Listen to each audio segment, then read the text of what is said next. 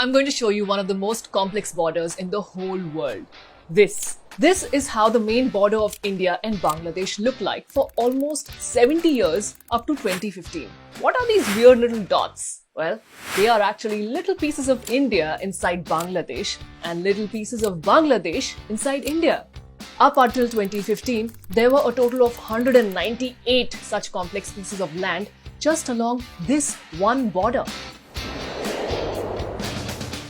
These small pieces of land are called enclaves. In its simplest sense, an enclave is a piece of a country that is completely surrounded by another country. Let's use an example to understand this. We have country X over here, and then there is another part of that country X in country Y. This here is an enclave.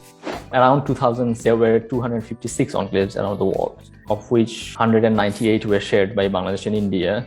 Enclaves are actually pretty common and easy to understand. However, in the case of India and Bangladesh, things were not so simple. India had 106 enclaves in Bangladesh and Bangladesh had 92 enclaves in India. This is pretty crazy as it is, but it's also just the tip of the iceberg of this entire madness. Inside of an enclave can further exist what's called a second-order enclave. Imagine that country X has an enclave inside of country Y, and country Y has an enclave inside of this enclave.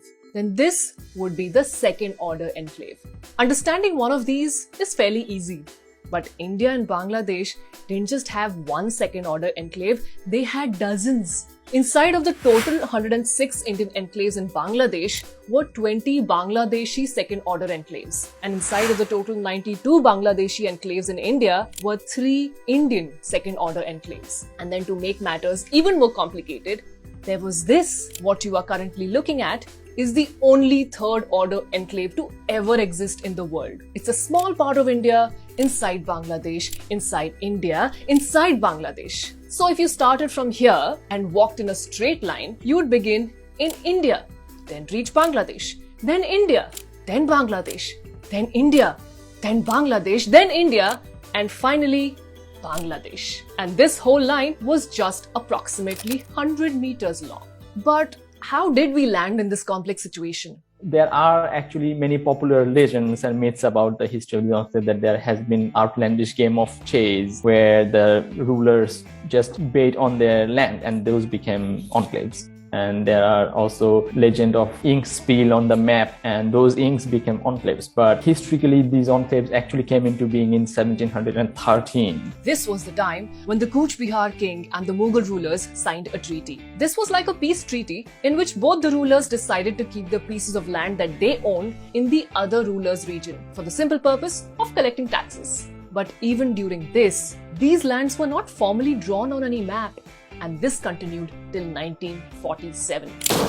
It was the Britishers who complicated things. When the partition happened, the Britishers drew the lines that formally made these enclaves a part of the other nation. As a result, in 1947, the enclaves ended up being, let's say, on the other side of the border. So they became the international enclave for the first time in 1947.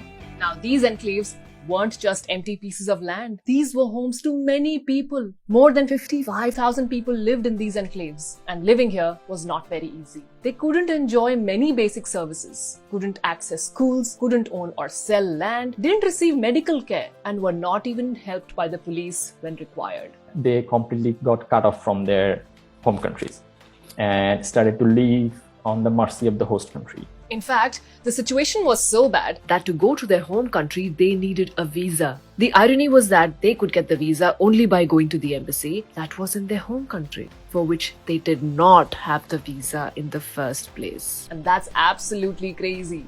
After partition, many efforts were made to solve the issue of these enclaves, but none were successful.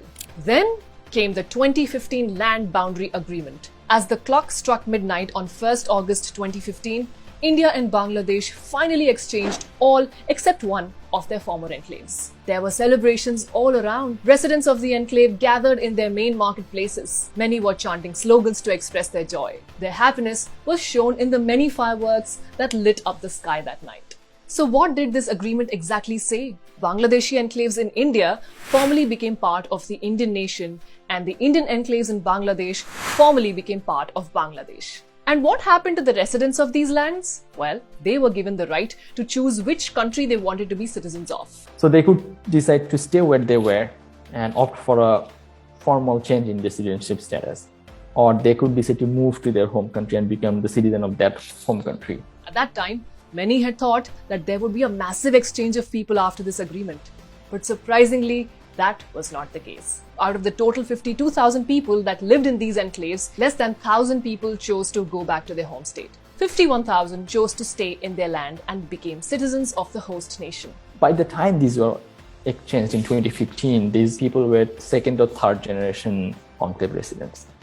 So they were born there, they were raised there, and the identity that they developed was of the host country, not the home country, because many of them have never been to their home country. They wanted to be recognized as regular citizens of the host country. And when the opportunity came, that was their first choice. The example of India-Bangladesh enclaves is one of the most complex and interesting examples of borders all around the world. It shows that borders are not just lines on a map, they have deep impact on economies, politics, nations, and especially people. Did you know about the India-Bangladesh enclaves? We at Nutshell love to create interesting videos about lesser-known Indian history. So if that's something you are into, let us know in the comments what other topics we should cover. And yes, don't forget to show us your love by liking and sharing this video.